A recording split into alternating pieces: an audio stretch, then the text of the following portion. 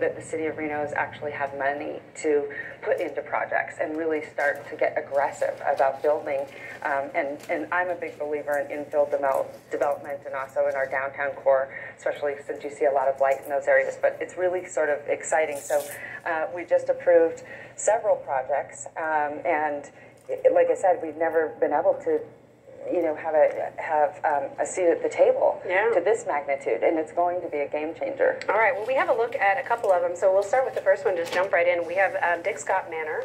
As we want to take a look at what that's going to look like. I know right now it's an empty lot, but then eventually it's going to look something like this, right? Yes, it's going to be beautiful, and that is for veterans. And Dick Scott Manor means a lot to us because he was a past city councilman, he was a commissioner. He gave back so much to this community. He served on the Housing Authority for decades, and it's a very, very special project. And Dick had a big affinity for veterans and seniors, and so we named it after him, and that will be something happening through the Housing Authority. So we're really excited about that project. Okay, so the city won't own these projects. It's just helping allocate the funding for it, correct? Actually, this Dick Scott Manor will be owned by the Reno Housing Authority, which is great because then we can put vouchers with them and they can be incredibly affordable. All right. So then next we have the Village on Sage Street expansion. Now we have some of these already. Is the expansion going to be more of the same or will it be different? Go ahead, Monica. I'm going to let you take that one. This will be more of the same. It'll add 96 more units to the existing approximately 200 units that are already there.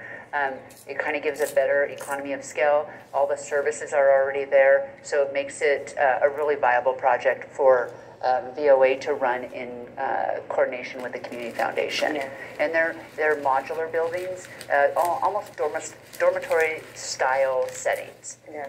And they can be great for transitional housing, like coming out of the shelter. And sometimes we see that these can be a great way in which, when we want to provide wraparound services to people that are coming out of the shelter, right, that might be experiencing mental health situations. And so the Village on Sage is kind of a little transitional, which is really nice. So it's great to have different sort of housing products. Yeah, and I understand this has already been in high demand, and you anticipate this filling up, the new expansion filling up pretty quickly? Yes, there's always a list of qualified applicants, like the queue of applicants to come in that are pre-qualified, and these do rent for $400 a month. Okay, and then finally, the third one, at least that we have some visuals of, is the Highway 40 Motel. This is pretty interesting. So what's going on with this? So this project is going to be completed in coordination with Volunteers of America. So again, we're allocating some of those ARPA funds towards this project, and it will take the 35 existing motel rooms and convert them into either one bedroom or studios. Actually, some of them are already converted into one bedroom. Some of them have kitchenettes.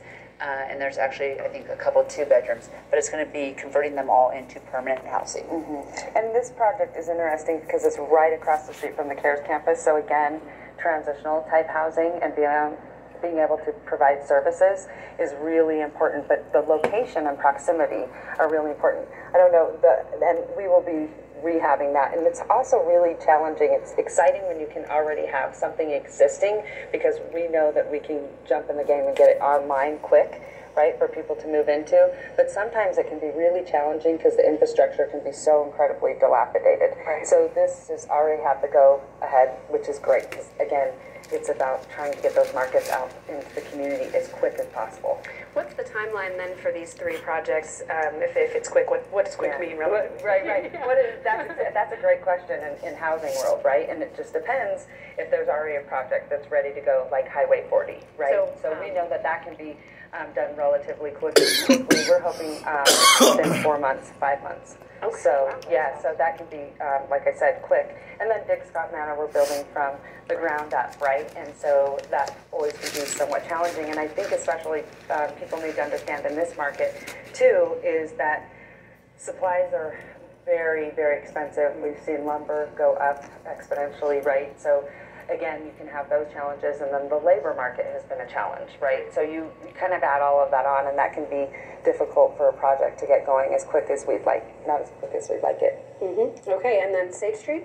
The beauty with that project is that we've already done it.